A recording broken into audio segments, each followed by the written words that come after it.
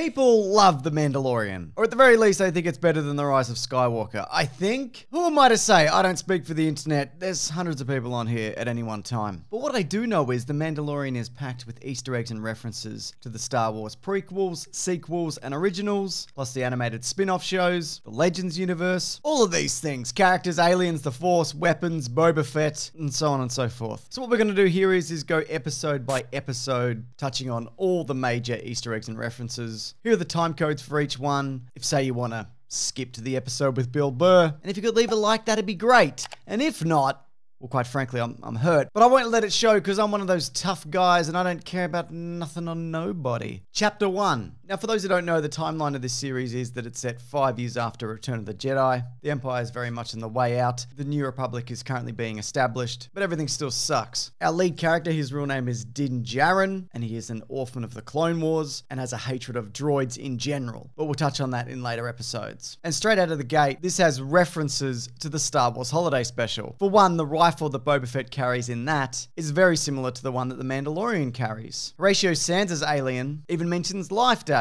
And even though that's been mentioned before, definitively now in live action, Life Day exists in the Star Wars universe. Other creatures that show up in this episode include a Quarren, a Kubaz, a Kowakian monkey lizard, like in Return of the Jedi, Rhodians, Trandoshans, and Twi'leks, among others. We see the return of a land speeder, as piloted by Brian Posehn, and the Mandalorian ship, the Razor Crest. It also shows up in The Rise of Skywalker, funnily enough. As many people yelled at me about for not mentioning that in my Rise of Skywalker Easter egg video. It of course has a carbonite chamber on the inside for collecting bounties, something seemingly pioneered in The Empire Strikes Back. In the underground Mandalorian society, there's a guy in the background who looks suspiciously like Boba Fett. And Werner Herzog's character is a former, or I guess still current, Imperial officer, requiring the use of a baby Yoda for nefarious purposes, cloning related, as the scientist that he's with has a Camino insignia on his outfit. Nick Nolte shows up as the voice of an Ugnaught, creatures from The Empire Strikes Back. We get Blurgs in live action. They're from the Ewok movies, as well as the animated series,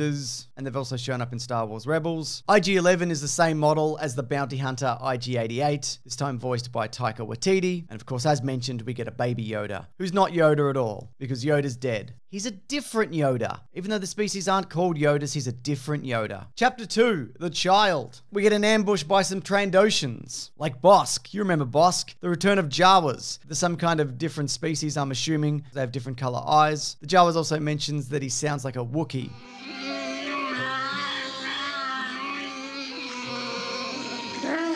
The Mandalorian has a grappling hook, which is kind of some standard issue Boba Fett / bounty hunter stuff, and him climbing up the sandcrawler feels very Batman 66-esque. Also, this whole sequence gives off a real Indiana Jones and the Last Crusade final tank battle vibe. Also, it turns out that rifle that he has, it disintegrates things. No doubt a nod to when Darth Vader told Boba Fett, "Hey, don't be disintegrating things." And of course, he also has a flamethrower, something we've seen Jango Fett use before. That Mudhorn showdown feels very reminiscent of the Geonosis arena fight, in the sense that it's a giant monster, and again, it just mashes a guy in Mandalorian armor. And of course, it's revealed that Baby Yoda can do the Force, something that the Mandalorian's like, what the heck is this? Which just goes to show how far the Jedi have fallen from the public consciousness. Chapter 3, The Sin. The Mandalorian is offered the signet of the Mudhorn, because remember when he killed that creature for minding its own business and stole its egg? Anyways, because he did that, they were like, you should have this symbol, everyone's got a symbol, and he's like, nah, no symbol. We also get the return of vibroblades, hints at a Mandalorian Great Purge, the aliens Zabrak, Darth Maul was one of those, though there's a bunch of them from a bunch of different planets. And also it's mentioned that his next bounty is a Mon Calamari nobleman, which is the same species as Admiral Akbar. Now we see a bunch of other bounty hunters that he goes up against in this. Ketarians, Cuzos,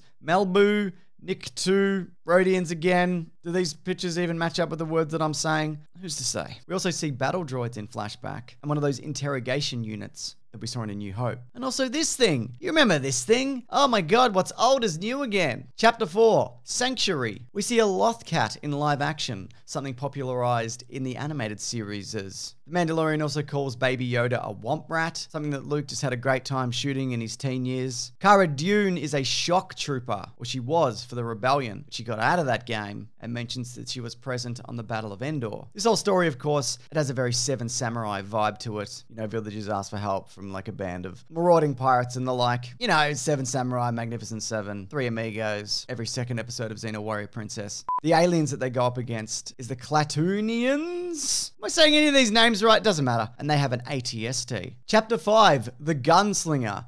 Or as I like to call it, the episode where they just show us a bunch of shit from Tatooine. Because we get like a very similar opening shot to the original Star Wars, plus like the rock ledge, the Luke and Obi-Wan standover, looking at the spaceport, the Mos Eisley Cantina. Plus we get pit droids like from the Phantom Menace. Amy Sedaris shows up. We get mentions of Womp Rat again as an insult, plus Sabak. That's been in things. It's been in Solo. R5 unit droids. The bartender in the Mos Eisley Cantina is the same kind of droid that we see in Jabba's palace. Toro, the new bounty hunter, he's sitting in what I think is Han Solo's booth. I don't know, man. It's the end of the year. What do you want? Fennec Shand, played by Ming-Na Wen. It's mentioned that she's been killing some top crime syndicates, including Hutts. I'll get back to that new bounty hunter guy in the concept art at the end of the episode. They use the likeness of Orlando Bloom, so maybe he was in talks at one point. We get speeder bikes, and mentioned that they were made on Corellia, the planet Han Solo's from. Tusken Raiders, Banthas, Dewbacks, talking about the high ground. A repeat of that line, she's no good to us dead. And also the mention of dragging a body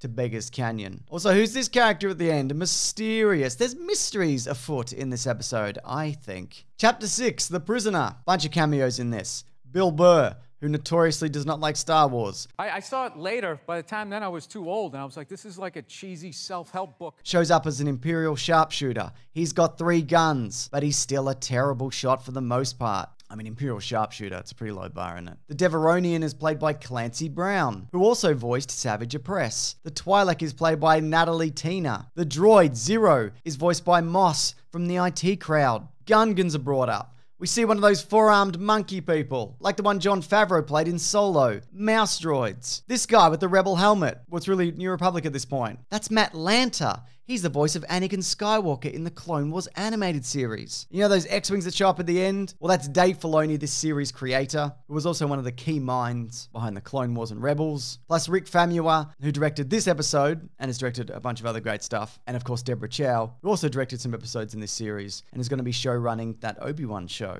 Chapter 7, The Reckoning. Nick Noltenaut, he shows up again, and he calls Baby Yoda a strand cast, which apparently is some kind of bioengineered life form. So, hints, foreshadowing perhaps. We get Zabrax again. We get a Force choke, and then a Force heal, which also showed up in The Rise of Skywalker. Giancarlo Esposito as Moff Gideon. That sweet new TIE fighter with the fold-up wings. That's actually from concept art from The Force Awakens. The return of Death Troopers. The first showed up in Rogue One. Also Scout Troopers. You know Scout Troopers, and they're on speeder bikes. They're in Return of the Jedi. There's a lot going on in this one. Now, I'm recording this before the last episode is out, because I'm going to be away for the weekend. But luckily, I'm using a method pioneered by Carrie Fisher's posthumous appearance in The Rise of Skywalker, which means I'm going to be narrating the remainder of these Easter eggs, using descriptions written under the footage scene. But more importantly, discarded dialogue from previous videos to seamlessly blend in the narration for this episode. You know what? I shouldn't have even mentioned it, because you probably wouldn't have even noticed that me and Mitch have done this. We're both experts at YouTube. Oh my god, an Easter egg!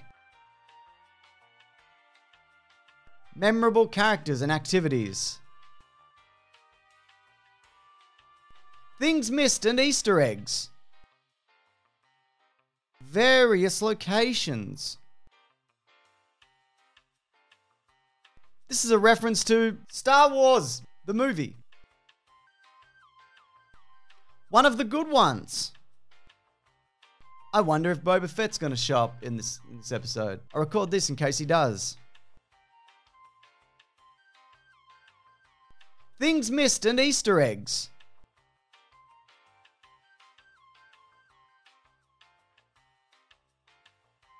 This is my review of Justice League 2017.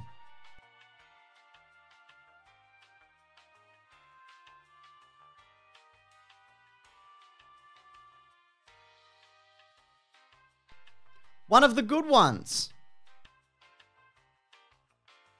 All right, there we have it. That's a list of things for a show that you probably watched. Did I miss anything from these list of things? Probably, you know, because you got to keep these things concise. We can't be here all day doing this, can we? But if you got something to add, great. Put in the comments. Also, if you do want to subscribe if you haven't, there's a couple of incoming videos before the end of the year, and I take a bit of a break in January. And also, speaking of the end of the year, this Monday, as there is every Monday, is the final episode for 2019 of the Weekly Planet podcast, where we talk movies and comics and TV shows. We're going to be talking the best and worst stuff from the year. TV shows, movies, comics, and a bunch of other various awards that we hand out that have zero impact on the industry whatsoever. But we still do it. We like awards and giving back. It's not really giving back, but look, we're doing that episode that I mentioned. Anyways, thanks for watching this video. I really appreciate it. Take care.